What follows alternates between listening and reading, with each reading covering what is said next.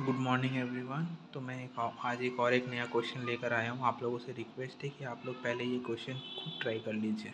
तो चलिए स्टार्ट करते हैं। The value of the integral cos 2πz ये दिया हुआ है डी जेड क्लोज कर Z mod Z is equal to 1। मतलब इसका जस्ट हमें एनालिटिक फंक्शन निकालनी है, जस्ट और कुछ नहीं। तो सबसे पहले ये देखो 2z minus one which equal to 0। सबसे पहले ये वाला इक्वेशन को हम ज़ीरो करके देखते हैं कितना आ रहा है। तो 2z equals to 1, z equals to कितना है 1/2। हमें z का लिमिट कितना दिया है, z इजिकल्स टू 1।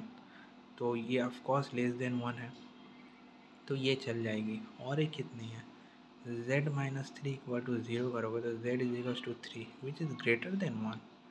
तो ये वाला इक्वेशन पे लेके हमें काम नहीं करना है, हमें ये वाली इक्वेशन लेके काम करनी है। ओके, तो चलो हम स्टार्ट करते हैं। हेयर आई इजिकल्स टू कितना दिया, integration cos 2πz divided by, यहाँ लिखता हूँ रुको। हेयर आई इजिकल्स टू कितना दिया है, cos integration C cos 2πz divided by 2z minus one into Z minus three D से, यही दिया है। अभी देखो हमें पता है हमें z इजिकल्स टू 1/2 पे लेके काम करनी है। तो हमें क्या करना है, आई इजिकल्स टू, अब ज़रा देखो 1/2 से हमें काम करनी है, ठीक है। तो इसे हम क्या कर सकते हैं, ऐसे लिख सकते हैं कि नहीं, ज़रा इसे देखो। Cos 2πz divided by z minus three, ये तो किया, होल डिवाइडेड बाई, इस पे ऐसे लिख सकते हैं कि नहीं, देखो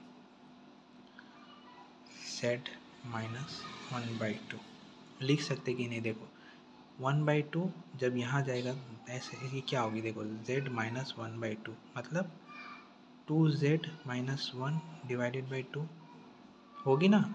इसको अगर हम तोड़ेंगे तो ये जो डिवाइडेड बाई टू है, इसे ही हम जब यहाँ पर टू है तो एक मल्टीप्लाई कर देते हैं 1/2, ठीक है। समझ में आया। यहाँ पर क्या होगी, ये डिवाइडेड बाई टू, तो जब ये टू ऊपर जाएगी तो मतलब क्या होगी, जब ये हम स्विच करेंगे तो क्या आएगी, कॉस 2πz। यहाँ पर मैंने लिखा नहीं है, हाँ ये टू है, ये टू को मैंने यहाँ लिखा है, ज़रा यहाँ देखो ऐसे हो गई ना, z माइनस थ्री, इसको मैं ऊपर पे लिख रहा हूँ, z माइनस 1/2 रोटेट पे इंटू क्या होगी टू। ये टू के लिए हमने यहाँ पर 1/2 से डिवाइड किया है, तो ये टू कट जाएगी तो ये वाली इक्वेशन बन जाएगी। आई होप आप लोगों को समझ आई होगी। तो इसीलिए यहाँ पर 1/2 से मैंने मल्टीप्लाई किया है। उसके बाद अगर हम z इजिकल्स टू 1/2 पुट करते हैं, क्या होगी आंसर। मतलब मैं चाह रहा हूँ जैसे ये होगी i equals to 1/2 into F of 1/2, where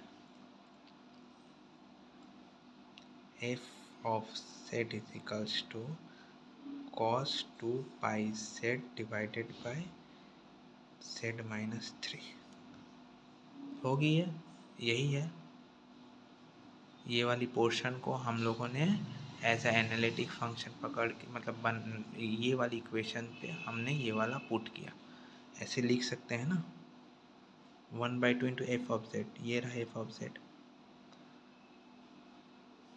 अब देखो आई जस्ट हमने सेपरेट कर लिया है सब कुछ, आई इजिकल्स टू 1/2 इंटू जेड का जगह पुट जेड इजिकल्स टू 1/2, क्या हो रही है, cos 2 into 1/2 divided by 1/2 minus three.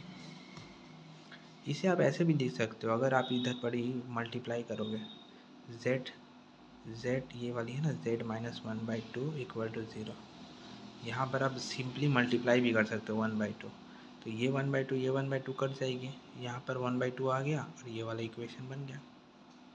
समझ में आया आपको।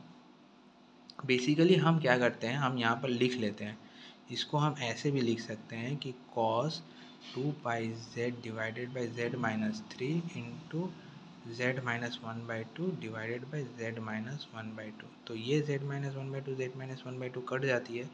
ये कहाँ से आया z माइनस 1/2? यहाँ से आया,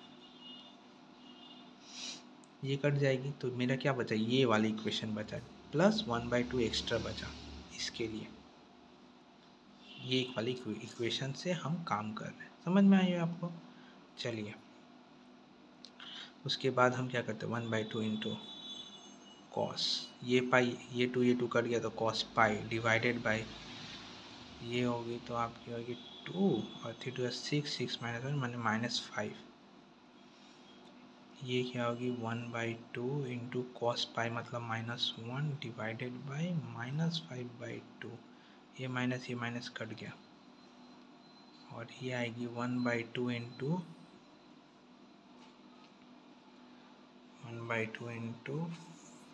2/5। ये टू कट गया इक्वल्स टू 1/5। ये तो आई। अब एनालिटिक फंक्शन क्या होती है?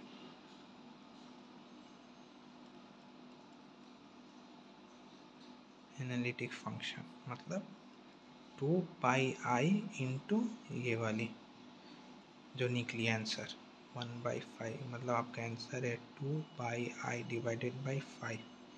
ये है आंसर 2πi डिवाइडेड बाई 5, ये रहा आपका आंसर। तो आप लोगों से रिक्वेस्ट है कि आप ये भी सब टाइप क्वेश्चन प्रैक्टिस कीजिए। Best of luck.